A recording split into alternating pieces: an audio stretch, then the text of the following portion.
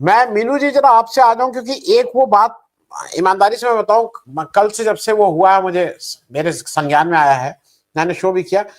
वो जरा मुझे विचलित कर रही है। और उस बात पे मैं इसलिए कहना चाह रहा हूं,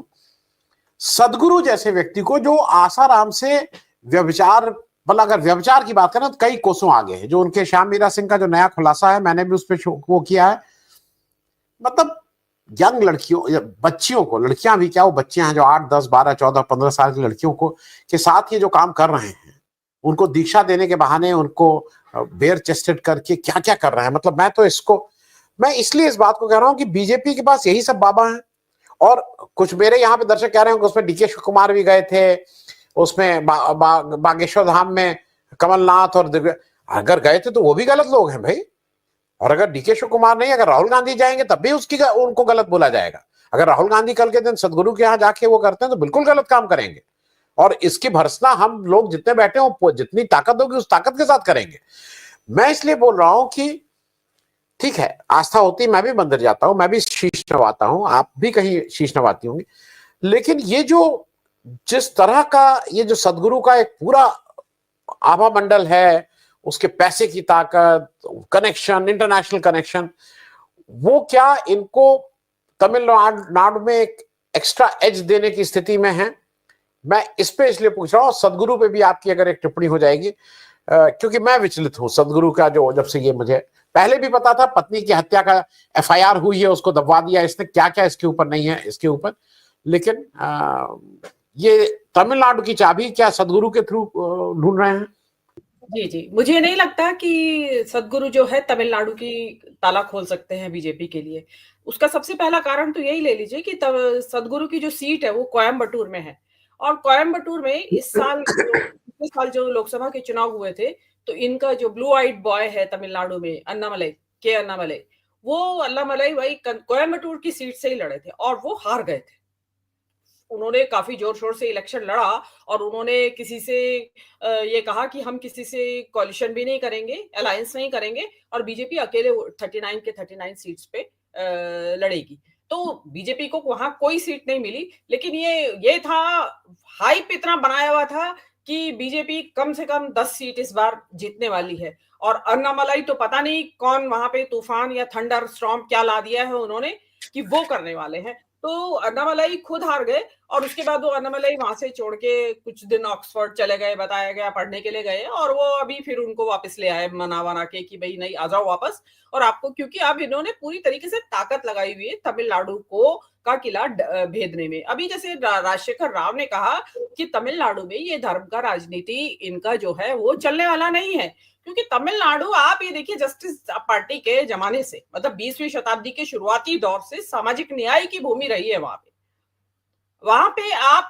इस जो धर्म की जो राजनीति है वो तमिलनाडु में तो एटलीस्ट नहीं चलेगी, क्योंकि जिस मुस्लिम प्रभाव का डर दिखा के ये नॉर्थ इंडिया वालों को कि मुसलमान शासकों ने ये कर दिया, मुसलमान शासकों ने वो कर दिया, उससे तमिलनाडु लगभग लगभग अछूता रहा। तो वहां ये हिंदू मुसलमान की राजनीति तो किसी हाल में नहीं चलने वाली है, तो वो चीज तो ये नहीं चलेगी। लेकिन ये अगर ये सदगुरु के जरिए चलाना चाह रहे हो तो अगेन मैं बता दूं कि तमिलनाडु का जो या north India, sorry south India overall, उत्तर भारत से ज्यादा धार्मिक है वहां के लोग, वो ज्यादा धर्मप्राण हिंदू हैं आपकी तरह, लेकिन नॉर्थ इंडिया की तरह धर्म के अंधे नहीं है। जैसा कि अभी राजशेखर राव बता रहे थे कि वहां लोग तोलते हैं, बातचीत को करते हैं तर्क की कसौटी पे कसने के बाद, कि आपकी बात लगे तो वो आपकी बात को उनको लगे तो सही मानेंगे, नहीं तो नहीं मानेंगे। लेकिन इनका क्या है कि शायद इनको लगता हो कि योगी बाबा के जरिए, क्योंकि इनके जो चैनल्स हैं, यूट्यूब के चैनल्स, आप उसमें देखिए, जो ये महाशिवरात्रि का फंक्शन हुआ है तो उसको ये कह रहे हैं कि नॉर्थ इंडिया में तो योगी जी ने महाकुंभ किया,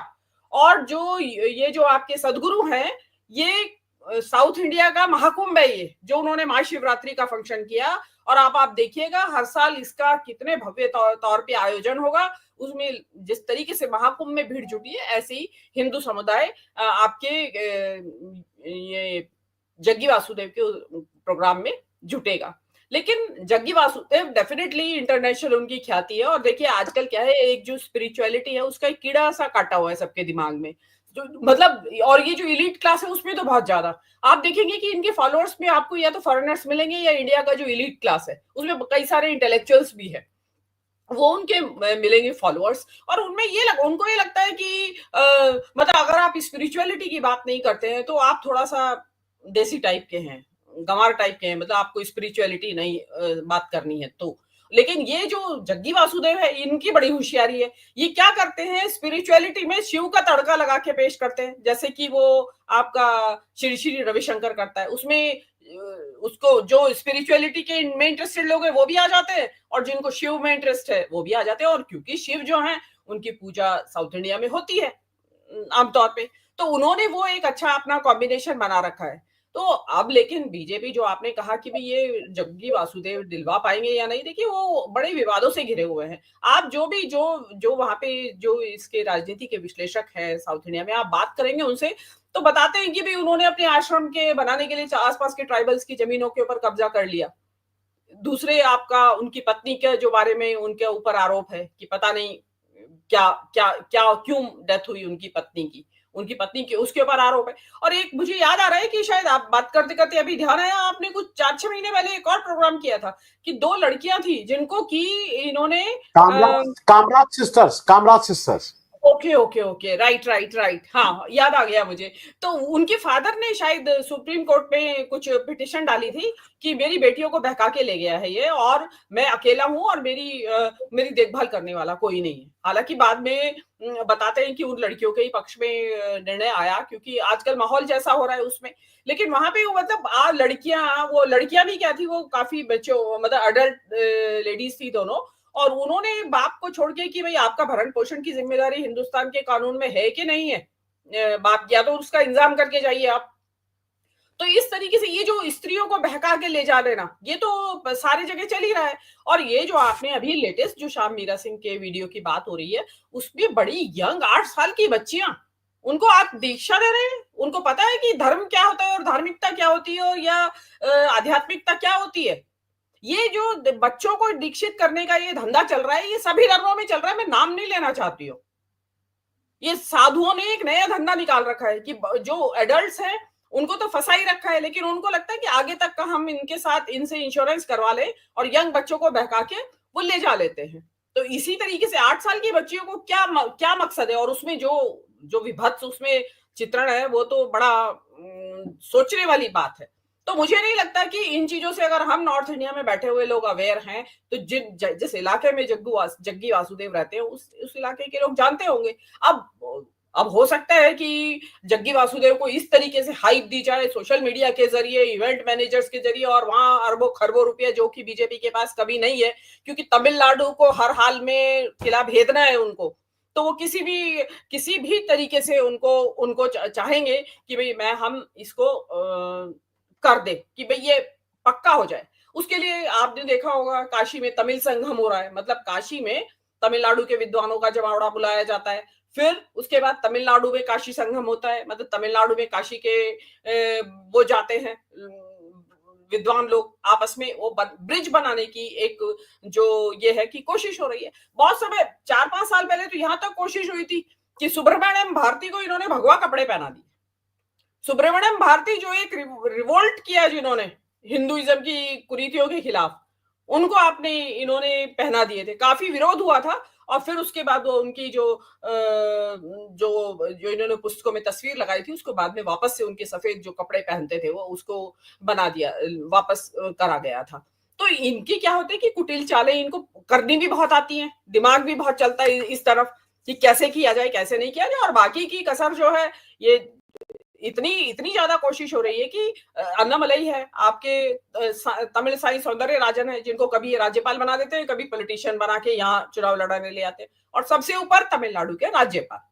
जैसा कि भाजपा के जितने भी जो गैर भाजपा शासित राज्य हैं उसमें आप देखेंगे सारे राज्यपाल बीजेपी के कार्यकर्ता के तौर पे, एजेंट के तौर पे वहां काम करते हैं और राज्य सरकारों के काम में अड़ंगे लगाते रहते हैं। जैसे कि आपने वहां देखा होगा, पंजाब में देखा होगा, आपने बंगाल में देखा होगा, ये आपने धनखड़ साहब किस तरह अड़ंगे अड़ाते थे, ऐसी वहां TN रवि जो है वो, उनको आखिर में कोर्ट में जाना पड़ा तमिलनाडु की सरकार को कि ये बिल्स पास नहीं होने दे रहे हैं, उसके ऊपर बैठ जाते हैं। तो इनकी कोशिश तो बहुत हो रही है कि ये अब देखने वाली बात ये होगी कि जो ग्राउंड पे जो लोग हैं, जो वहां रहते हैं, मतलब वो रिपोर्ट करें एग्जैक्टली इनका कितना असर लोगों के ऊपर पड़ रहा है, तो वो चीज देखने वाली होगी। लेकिन क्योंकि जिस तरीके से इनको लोकसभा में उम्मीद थी, और एक बार के लिए दूर बैठे हम लोगों को तो लगता था कि शायद 5-4 सीट तो ये लोग ले जाएंगे, लेकिन उसके बाद अगेन फिर वही वो आता है कि तमिलनाडु की जनता ने अपना बताया कि नहीं, हम सामाजिक न्याय की लड़ाई लड़ने वाले ही लोग हैं, हम सामाजिक न्याय में विश्वास रखते हैं, हम सांप्रदायिकता में विश्वास नहीं रखते, इसलिए आपकी दाल यहाँ गलने वाली नहीं है। तो जी अब जी क्या गलेगी, क्योंकि आप देखेंगे उदयनिधि के ऊपर कि उसने कुछ हिंदू धर्म के खिलाफ कह दिया तो वो चिपट जाते हैं, उसके ऊपर कूद पड़ते हैं कि अभी इसके लिए वो जारी कर देते हैं कि जीभ काट लाओ और ये कर लो और वो कर लो। लेकिन क्या होता है कि उससे और पोलराइजेशन बढ़ता है। और अभी एक जो नया हिंदी का मुद्दा छेड़ दिया इन्होंने, एक और आग भड़काने वाली बात, और पोलराइजेशन होगा। उसके अलावा डिलिमिटेशन की बात हो रही है, और अगर जी इस पे डिलिमिटेशन में अगर ऑनेस्टली नहीं ये लोग करेंगे तो पता नहीं क्या होगा, क्योंकि जी ये जी सीटें साजिश है सीटें कम करने की साउथ की। जी अब मैं देखना। जी जी